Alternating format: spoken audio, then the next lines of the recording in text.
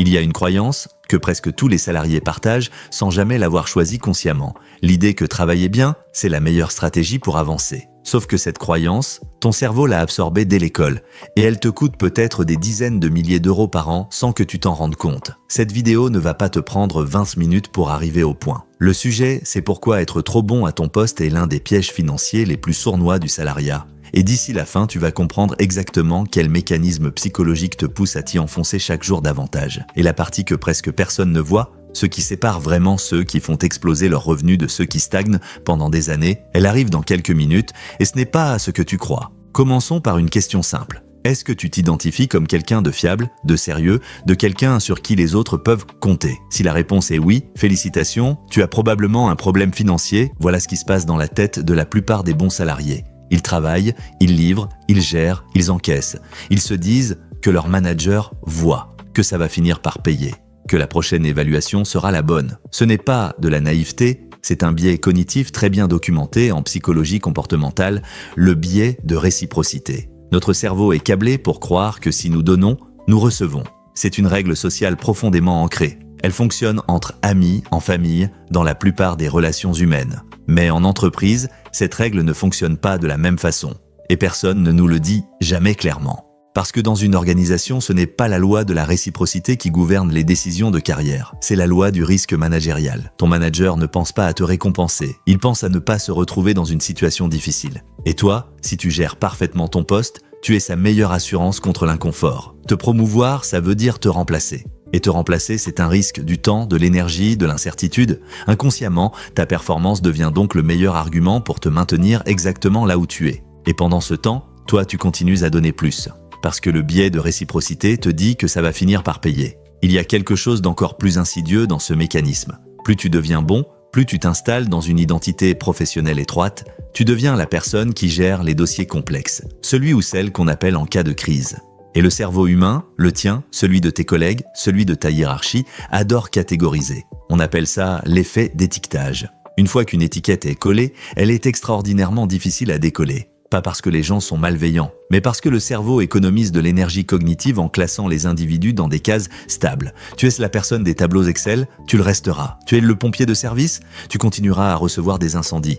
Ce n'est pas un jugement sur toi. C'est juste la façon dont les organisations fonctionnent et dont les cerveaux humains traitent l'information sociale. Et si ça vient de faire tilt, si tu vois déjà comment ce mécanisme a pu tourner en boucle dans ta propre carrière, un like prend 2 secondes et ça aide vraiment cette chaîne à toucher plus de gens qui ont besoin d'entendre ça. Maintenant, parlons argent. Parce que tout ça a une conséquence financière directe et elle est brutale. En France, un salarié qui reste plus de 3 ans dans la même entreprise sans changer de niveau gagne en moyenne entre 20 et 30% de moins sur l'ensemble de sa carrière qu'un profil équivalent qui bouge régulièrement. Pourquoi? Parce que le budget qu'une entreprise consacre à garder ses salariés est structurellement plus petit que celui qu'elle consacre à en recruter de nouveaux. Pour te retenir, on te proposera 2% d'augmentation. Pour faire venir quelqu'un de l'extérieur, on est prêt à mettre 15. La logique est froide, et si tu la connais, tu peux en jouer. Si tu ne la connais pas, tu la subis. Mais voilà le vrai piège psychologique que presque personne ne nomme. Ce n'est pas seulement que ton salaire stagne, c'est que le confort de la maîtrise devient une drogue.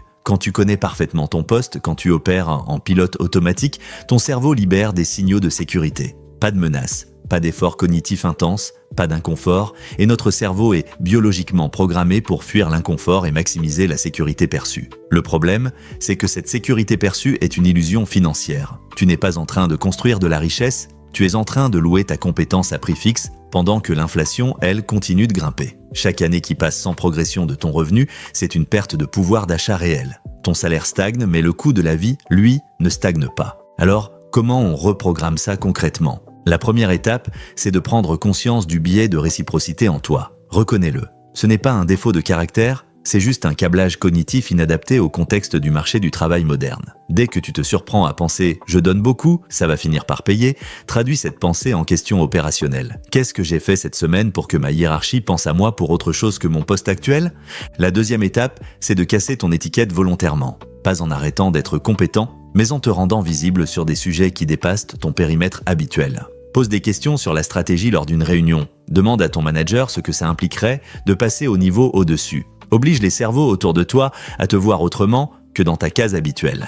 La troisième étape, c'est de tester ton prix sur le marché au moins une fois par an. Passer un entretien ailleurs n'est pas une trahison, c'est le seul thermomètre fiable de ta valeur réelle. Et la meilleure augmentation que tu obtiendras jamais dans ton entreprise viendra souvent d'une offre externe posée sur la table. Pas parce que ton patron voudra soudainement être juste, mais parce que le risque de te perdre deviendra enfin plus grand que le coût de te garder. Ce que cette vidéo essaie de te faire voir, ce n'est pas que le travail bien fait ne vaut rien. C'est que le travail bien fait est nécessaire, mais pas suffisant. La compétence est ton ticket d'entrée. Mais si tu t'arrêtes là, tu passes ta carrière à financer la vision de quelqu'un d'autre sans jamais construire la tienne. Les gens qui progressent le plus vite ne sont pas toujours les plus brillants techniquement. Ce sont ceux qui ont compris que dans le jeu du salariat, la visibilité stratégique et la mobilité sont les véritables leviers de création de richesse personnelle. Pas la loyauté, pas l'épuisement silencieux, l'optionnalité, la capacité de dire non parce que tu sais exactement ce que tu vaux ailleurs. Ne laisse pas le biais de réciprocité transformer tes forces en cage dorée. Si cette vidéo t'a donné une idée que tu vas vraiment appliquer, si tu as reconnu un mécanisme qui tourne en boucle dans ta propre vie professionnelle,